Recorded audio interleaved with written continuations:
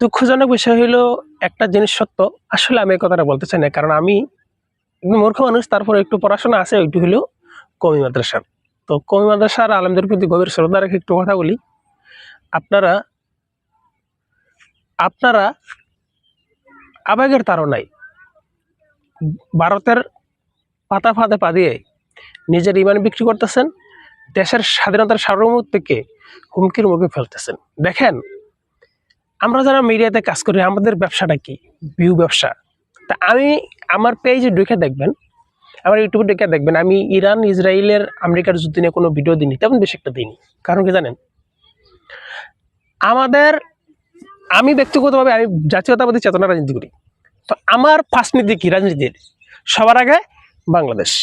এই সবার আগে বাংলাদেশ স্লোগানটা এই যে বর্তমানে আমরা যে তারেক রহমানের মুখে শুনছি বিদায়, স্লোগানটা কিন্তু ওনার না। এটা যে সবার আগে বাংলাদেশ, এটার ফার্স্ট নীতি, এটার গভীরতা আছে।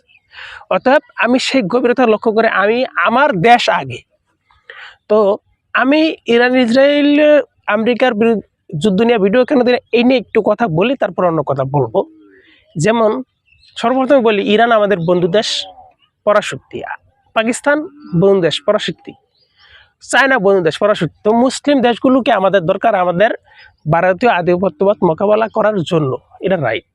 কিন্তু ভারত আমাদের বিরুদ্ধে আগ্রাসন করার মতো ক্ষমতা নাই যদি আমেরিকা ভারতকে সায় না দেয়, সমর্থন না দেয়। তাহলে আমাদের যদি এমনকি আমেরিকাকে মোকাবেলা করার মতো ক্ষমতা আমাদের নাই। আমরা একটা হতদরিদ্র দেশ।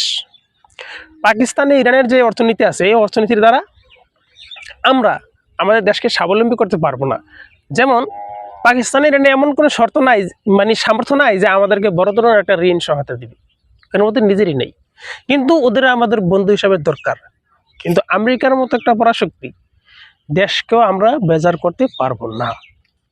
আপনারা যারা ফিলিস্তিন, ইরান সহ বিভিন্ন যুদ্ধের বিষয়গুলো নিয়ে রাজপথে নামছেন, আমেরিকার বিচার চাইছেন, বিভিন্ন ধরনের ঝামেলায় জড়াইছেন, মূলত আপনারা আবেগের তাড়নায় ভারতের রয়ের সন্ত্রাসীদের একটা পাতা ফাঁদ, এই ফাঁদে পা দিয়েছেন। এই পা দিয়া আপনারা বাংলাদেশকে আমেরিকার বিরুদ্ধে দাঁড় করাইতেছেন। ভাই, আপনি তো বলেন যে আমি মুসলিম, আমি বীর জাতি। আচ্ছা, আপনি বীর জাতি, আপনার ইসলাম যেখান থেকে প্রচার হয়েছে মদিনা, আচ্ছা মদিনার কন্ট্রোলে এখনকার হাতে মার্কিন থার্ড কন্ট্রোল সিস্টেম দিয়া, মার্কিন রাডার দিয়া মদিনার নিরাপত্তা নিয়ন্ত্রণ করে। তাহলে আপনি কোন সাইডের বল ভাই? আপনার ইমান তাজা কেন? আপনার ইমান তাজা করতে যায় আপনি ভারতের রয়ের সন্ত্রাসীদের কাছে আপোষ করিয়া বাংলাদেশের জঙ্গি তৎপরতা চালান। আপনি একজন কওমি আলেম, আপনার প্রতি গভীর শ্রদ্ধা জানাই। আপনারা ইরানের বিরোধিতা করেন, পাকিস্তানের বিরোধিতা করেন। আপনাদের একজন লোক ইসরায়েলের এজেন্ট, ওইখানে কি আপনাদের ইমান বিক্রি হয় নাই? আপনাদের একজন লোক রয়ের এজেন্ট, ওইখানে আপনাদের ইমান বিক্রি হয় না? আসলে ভাই, আবেগের তাড়নায় তৌহিদের জন্য তার নামে যে আপনারা কয়েকদিন পর পরে যে একটা তাণ্ডব চালান, সন্ত্রাসী কর্মকাণ্ড চালান, এটা একটা স্বাধীন দেশের স্বাধীনতার সার্বভৌমত্ব লঙ্ঘনের সামিল। অতএব আপনাদের প্রতি গভীর শ্রদ্ধা রেখি, আপনাদের জন্য দোয়া করি। আপনারা ইসলাম প্রচার করেন, রাজনীতি করেন, ব্যবসা বাণিজ্য করেন, আপনার জন্য শুভকামনা। কিন্তু ভারতের পাতা ফাঁদে পা দিয়া, ভারতের কাছ থেকে টাকা খায়া, দেশের স্বাধীনতার সার্বভৌমত্ব হুমকির মুখে ফেলায়া, দেশের অর্থনীতিকে হুমকির মুখে ফেলায়া আমেরিকার বিরুদ্ধে নিজেকে দেশটাকে দাঁড় করায়েন না।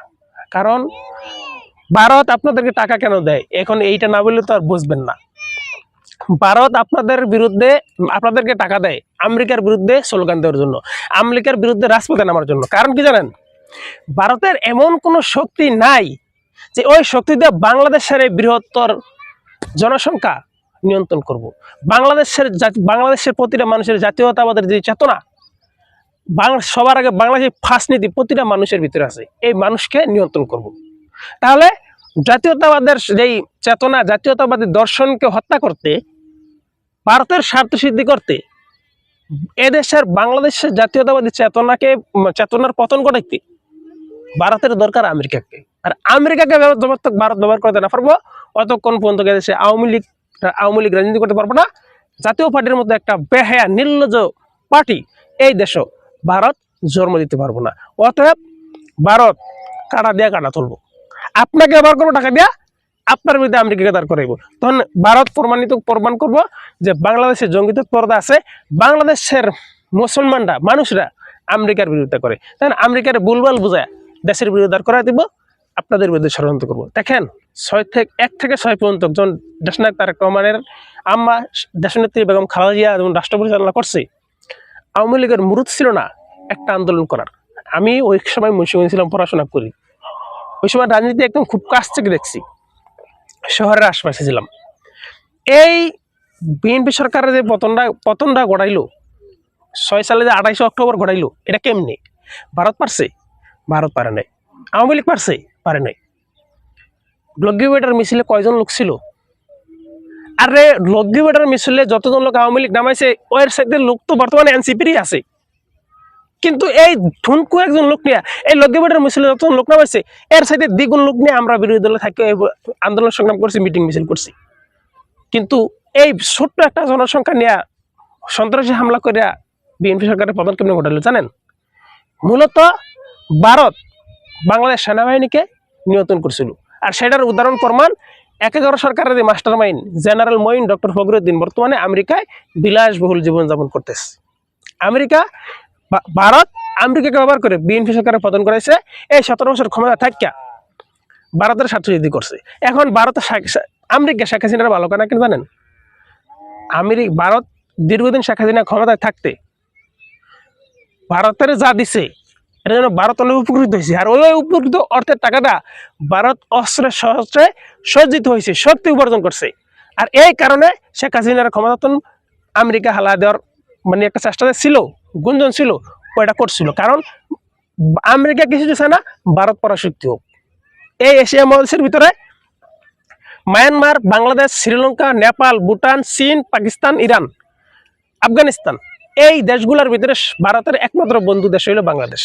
আর বাংলাদেশ সব টাকা পয়সা হাতায় নিয়ে অস্ত্র শক্তি সজ্জিত হয়ে ভারত চাইছে পরাশক্তি হইতে, আর আমেরিকা কিছুতেই চায় না ভারত পরাশক্তি হোক।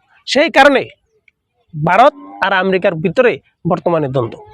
অতএব ভাই আগে রাজনীতি নিয়ে গবেষণা করেন। আমাদের সাধারণ মানুষ হয়তো আপনাদেরকে বুঝাইতে পারি না, কিন্তু অনুরোধ করি টাকা খায় আর নিজের ইমান বিক্রি করে না পাই আপনি নিজের দেশের, আপনি এখন মানুষ মেরে লাইব, বিন্দিস মানুষ, হে মানুষের পক্ষ করুন যে আমার মুসলিম ভাই মেরে লাই। আচ্ছা আপনার আমার মুসলিম ভাই মেরে লাই, এই কারণে আপনি তাদের বিরুদ্ধে আন্দোলন করবেন, সংগ্রাম করবেন, নিজের দেশ ক্ষতি করবেন, এটা ভাই ইমানই সত্যি হইতে পারে না। আপনাদের সবাই শুভ বুদ্ধির উদয় হোক। আল্লাহ হাফেজ।